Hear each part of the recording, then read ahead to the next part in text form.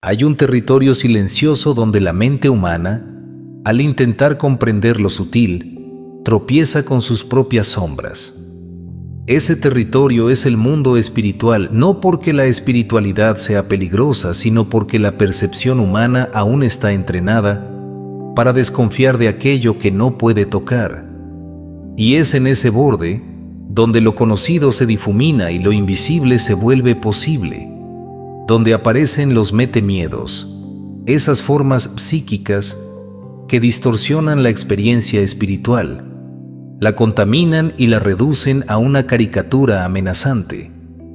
Para muchos, el miedo no nace de lo que sucede en lo invisible, sino de los ecos que provienen de afuera, creencias heredadas, enseñanzas incompletas, fanatismos, supersticiones, historias tergiversadas, intereses de control y narrativas diseñadas para mantener a la conciencia encerrada.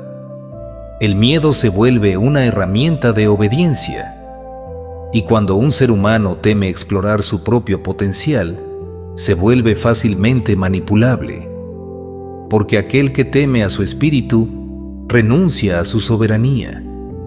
Y ese es el mayor triunfo de los sistemas que desean mantener al individuo pequeño, lograr que renuncie por sí mismo, desde adentro, convencido de que el poder es peligroso.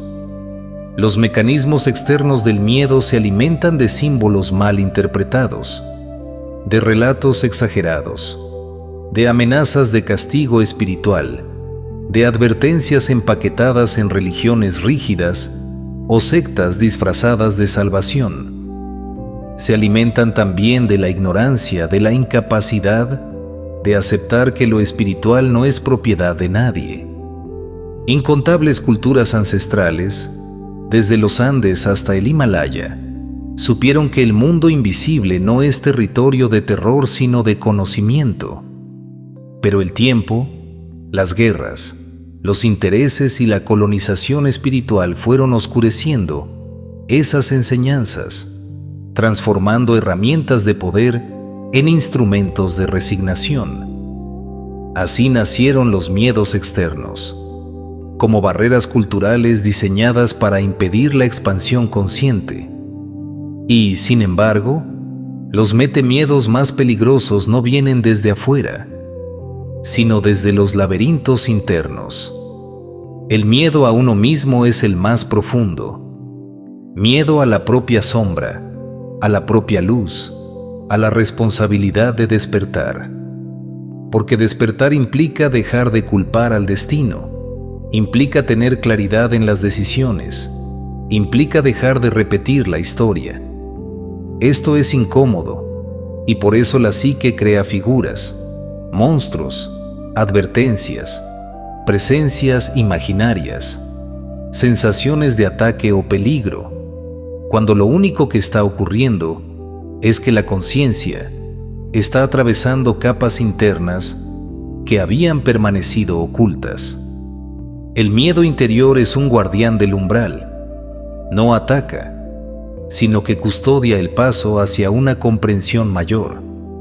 La mayoría de los temores internos no son entidades, no son espíritus, no son fuerzas oscuras, son mecanismos naturales de defensa de la mente.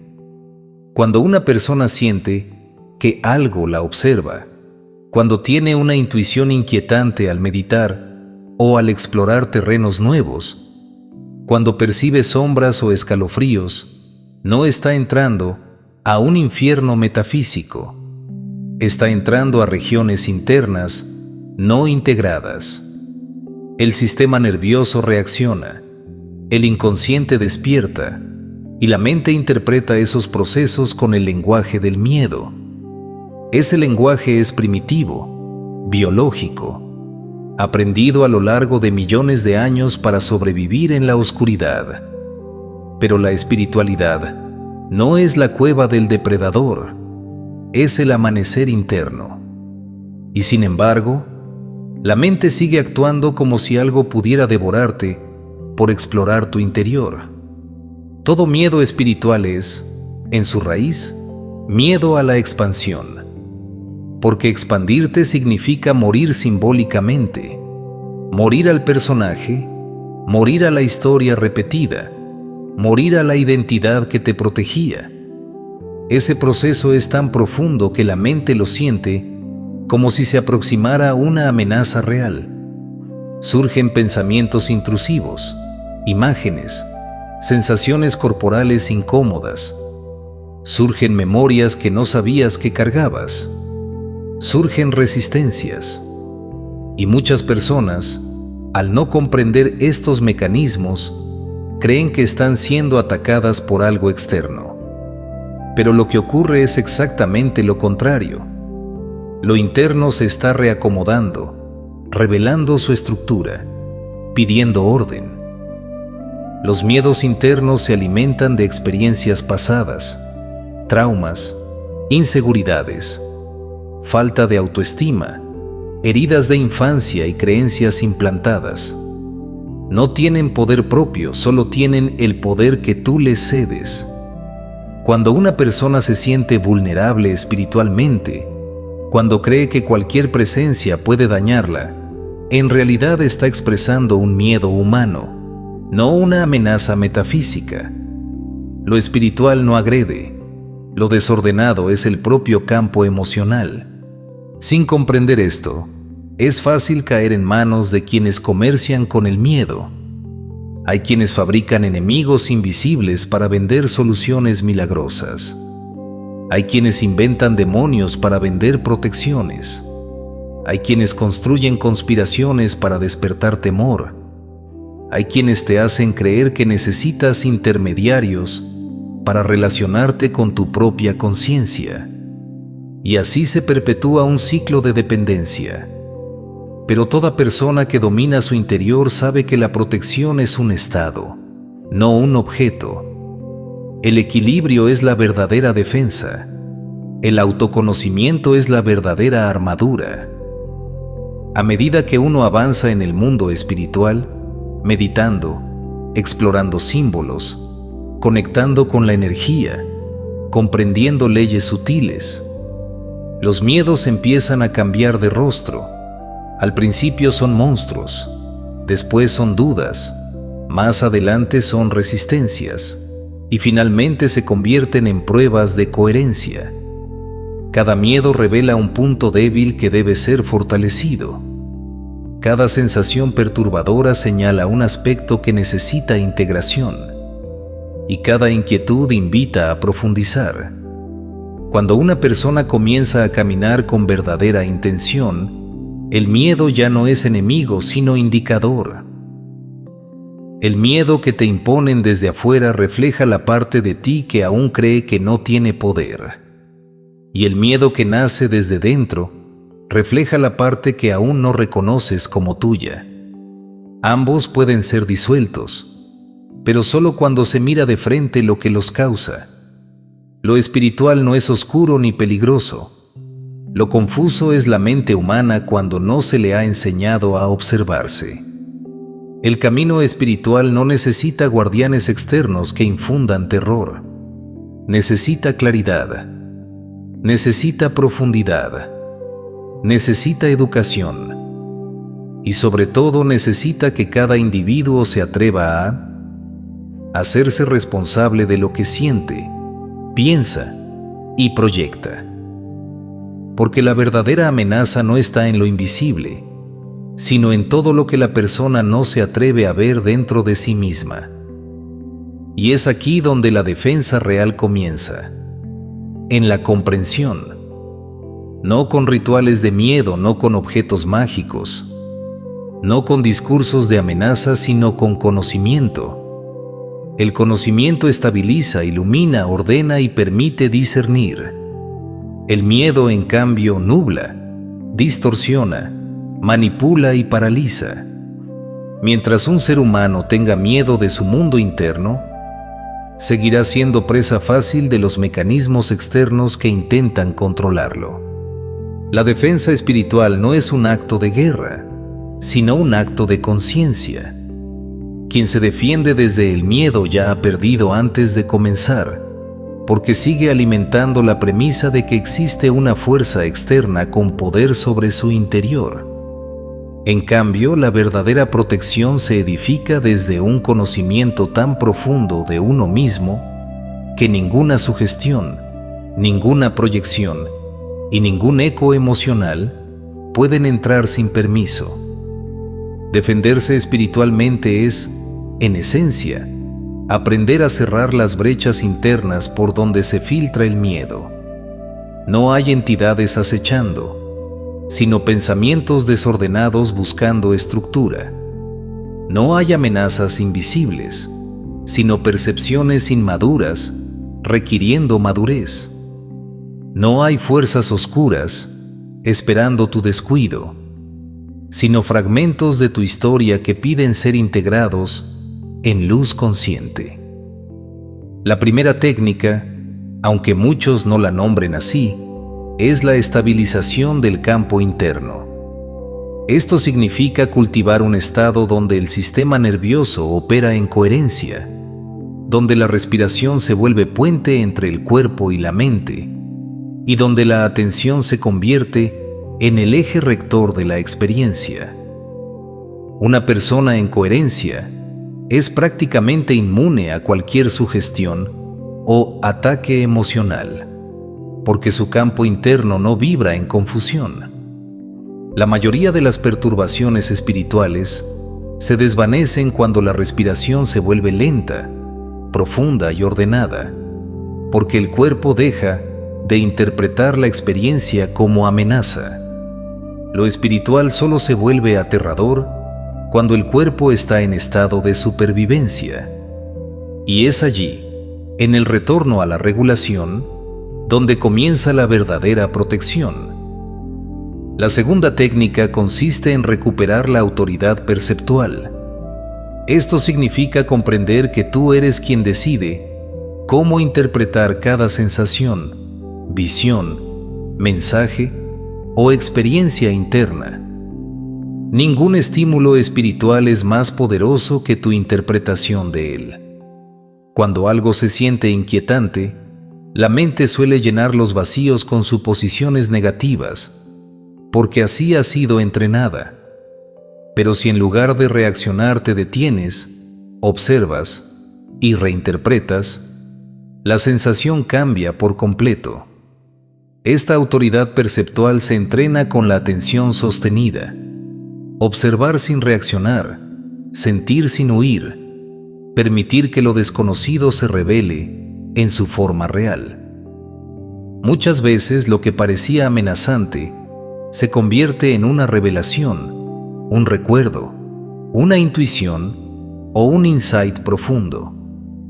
La percepción limpia es un escudo más poderoso que cualquier amuleto. La tercera técnica es el anclaje de identidad. La mayor fuente de vulnerabilidad espiritual es la falta de claridad sobre quién eres. Cuando una persona se percibe pequeña, débil o fragmentada, cualquier estímulo interno parece sobrepasarla. Pero cuando la conciencia recuerda su centro, su propósito, su valor y su capacidad de autorregulación, el miedo pierde amplitud.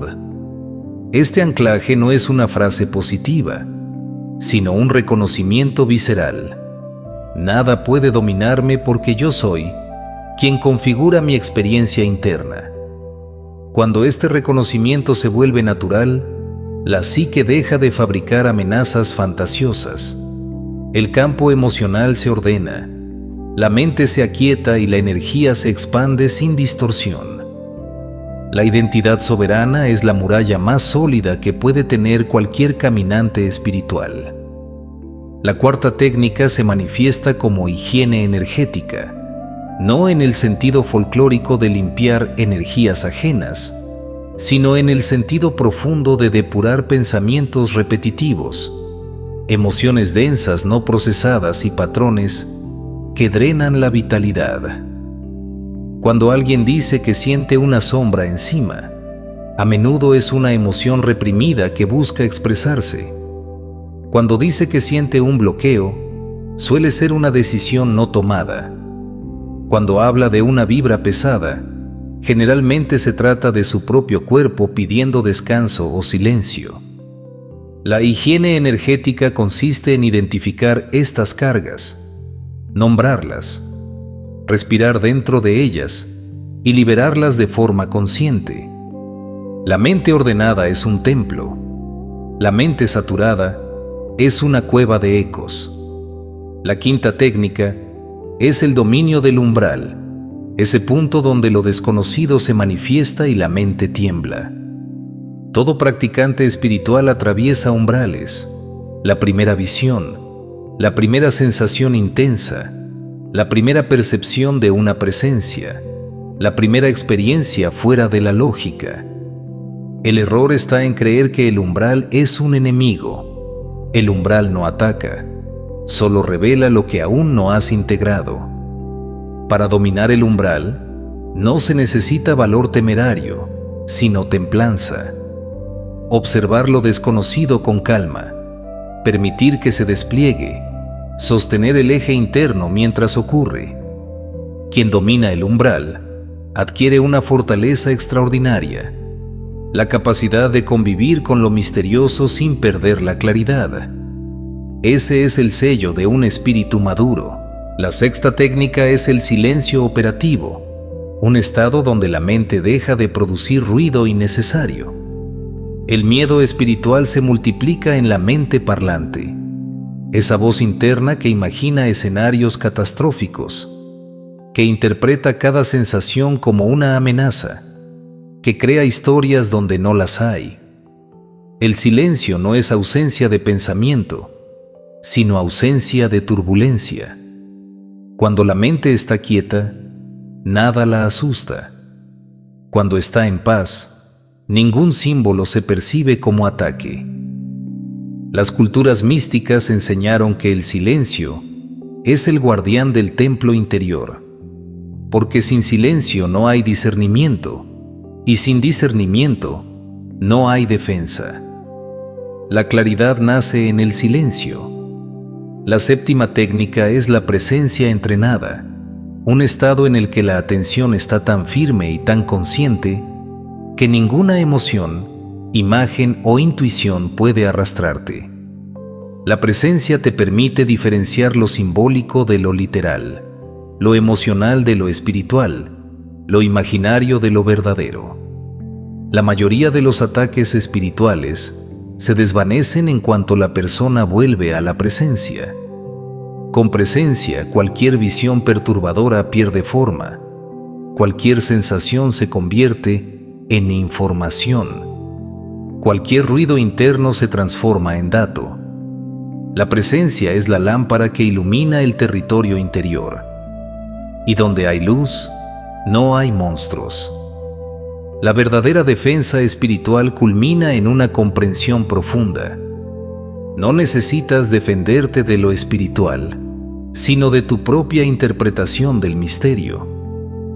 Nada del mundo invisible puede dañarte, porque lo espiritual no opera bajo la lógica de ataque.